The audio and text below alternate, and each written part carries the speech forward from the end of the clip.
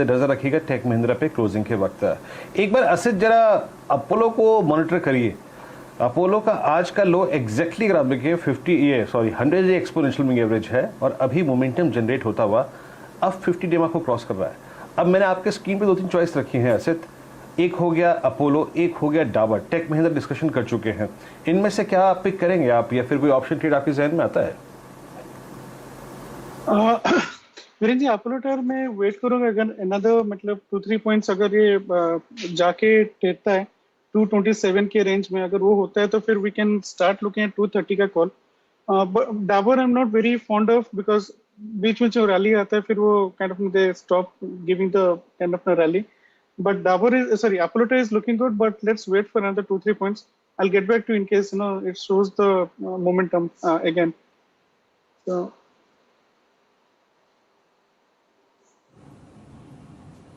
चलिए, आपके सामने फ़िलहाल अपोलो टायर्स और आपके सामने चर्चा हो रही है डाबर की। देखते हैं और कौन कौन से स्टॉक्स वीरेंद्र जी आपको मोमेंटम में आते हुए दिख रहे हैं। फ़िलहाल F&O स्पेस में हम लोगों ने चर्चा करी है ICICI बैंक की, क्यूमिंस की, और ख़ासकर आपके सामने जो मूवमेंट आता हुआ दिख रहा है हिंडाल्को में। और देखते हैं फ़िलहाल कौन कौन से स्टॉक्स हैं जो आपको प्राइस की वजह से बढ़िया मूव में आते हुए दिख रहे हैं। मेरे ख्याल से वीरेंद्र जी आज PSU बैंक्स का दिन है और कैनरा बैंक, PNB और बैंक ऑफ बड़ौदा, ये तीनों टॉप ट्रेडेड काउंटर्स हैं ख़ासकर F&O स्पेस में। जुड़ते हैं यहाँ पर अपने मित्र श्री प्रकाश गाबा साहब से। गाबा साहब, कोई बैंक ऑफ बड़ौदा पर आप टिप्पणी करना चाहते हो? अक्सर आपको देखा जाता है इस स्टॉक पर राय देते हुए। 1 करोड़ 61 के ट्रांजैक्शन अभी, और साथ ही साथ आप देखिए यहाँ पर एक 27 लाख की भी डील होती हुई दिखी है बैंक ऑफ बड़ौदा पर। कुछ यहाँ पर पसंद आता हो तो उस पर टिप्पणी कीजिए। बिल्कुल, मुझे अच्छा लगता है। इनफैक्ट मुझे ध्यान है शैल जी कि आपने सुबह सुबह इस पर थोड़ा जिक्र किया था, मेरे उस समय उस पर रडार पर था।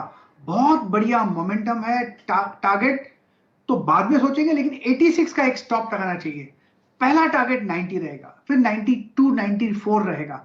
मुझे लगता है इसमें जो तेजी पकड़ेंगे, जो मोमेंटम है, वो काफी हद तक 1-2 दिन 3 दिन ऊपर ले जाएगा बैंक ऑफ बड़ौदा। चलिए, मैं एक बात और ये कहना चाहता हूँ कि बाज़ार सर्वोपरि है। वैसे तो हम लोग आपको बहुत अच्छी खबरें आने से पहले लेके आते हैं, ख़ासकर लक्ष्मण जी, लेकिन बाज़ार सब कुछ जानता है और हो सकता है कि आप ये जो चहक देख रहे हैं PSU बैंक्स में, इसका कोई मेल हो जो 3 बजे प्रेस कॉन्फ्रेंस श्रीमती निर्मला सीतारमन जी आपको फ़िलहाल संबोधित करती हुई दिखेंगी। पूरे सेक्टर में मोमेंटम है और सिर्फ बैंक ऑफ बड़ौदा ही नहीं, लेकिन कैनरा बैंक और PNB भी चहकते हुए दिख रहे हैं आपको स्क्रीन पर। वीरेंद्र जी, बैंक ऑफ बड़ौदा अगर आप देखें आपकी स्क्रीन पर डे हाई पर, फेडरल बैंक एक और बैंक है डे हाई पर आपकी स्क्रीन पे। अपोलो टायर्स का जिक्र जिसका मैंने किया वो अगर आप देखें डे हाई के स्तर पे कारोबार करता हुआ।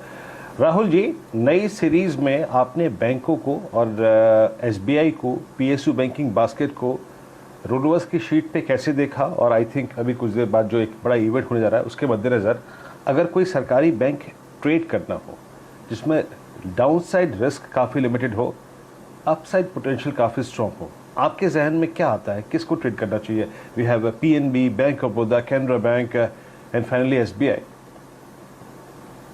जी हाँ वीरेंद्र जी, देखिए ये क्वेश्चन बहुत ही अच्छा है, बिकॉज एक तरह से यहाँ पे मार्केट में जो हिसाब से PSU बैंक्स पे जैसे शैल जी ने पकड़ा कि जो एक तरह से मोमेंटम है आज के सेशन में, ये कहीं ना कहीं अंदेशा दे रहा है कि और अपसाइड देखने को मिल सकती है आने वाले सेशंस में। अगर पूरे का पूरे PSU पैक में देखें तो SBI में जो सेटअप है वो काफी कंफर्टिंग है। फ्राइडे के सेशन में यहाँ पर बहुत ही अच्छी बाइंग हुई थी, वॉल्यूम्स भी काफी स्ट्रॉन्ग थे और स्टॉक एक तरह से यहाँ पर 465 के लेवल लगाने के लिए बिल्कुल तैयार है।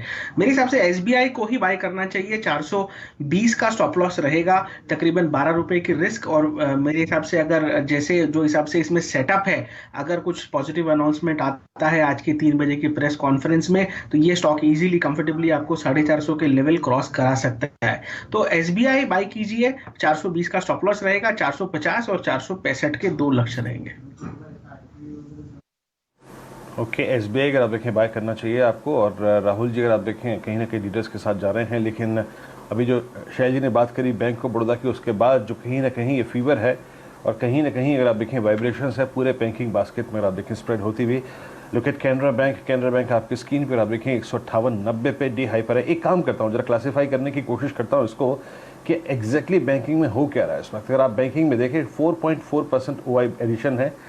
सबसे बड़ा ओआई एडिशन शैल जी आज है 13.3% का बैंक ऑफ बड़ौदा में।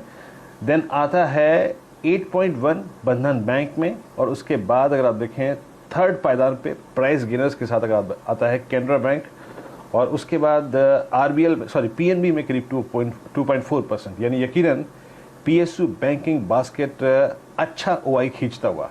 राजेश सतपुते जी 159 कैनरा बैंक, एक बड़ा सप्लाई जोन पार किया है इसने। आपको क्या लग रहा है, इस स्ट्रेच में कहां तक जा सकता है स्टॉक? मुझे लगता है यहाँ पे जो नेक्स्ट पड़ाव है दैट इज 165। तो मैं वही देख रहा था, 160 का कॉल ऑप्शन 7 रुपीज के आसपास मिल रहा है। तो प्रोबेबली एक ट्रेड यहाँ पे बन सकता है, जो एटीएम पे ये काम हो सकता है। तो कैनरा बैंक डेफिनेटली मैं यही कहूंगा, अगर फ्यूचर में लॉन्ग करना है तो 159 पे बाय करें। स्टॉप लॉस रहेगा आपका करीबन 156 का, to be on a safer side. और जैसे ही 160 का कॉल राइटर में निगेट हो जाएगा, 160 के ऊपर फ्यूचर ट्रेड करेगा, 165 166 अनफोल्ड करेगा। तो it's a clear cut by in Canara bank.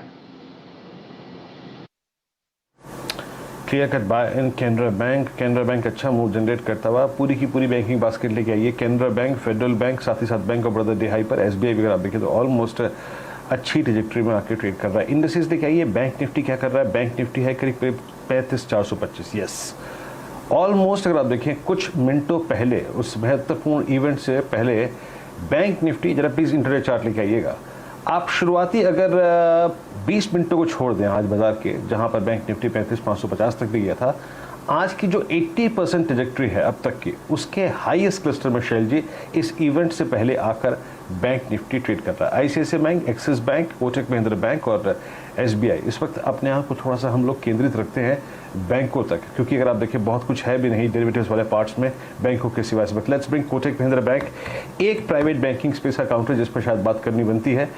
Rahul ji, Kotak Mahindra bank 1739, इसको कैसे अप्रोच कर रहे हैं आप? सिर्फ आज के इस इवेंट के मद्देनजर नहीं, इस बात को देखते हुए कि 1 2 3 4 5 6 7 8 9 10 11 12 13 14 15 16 एटलीस्ट पिछली 16-17 कैंडल्स का लो इसका exactly 200 day exponential moving average है। राहुल जी, इसको कैसे डिफाइन करेंगे आप और क्या अप्रोच रखेंगे कोटक महिंद्रा बैंक पे? जी हाँ,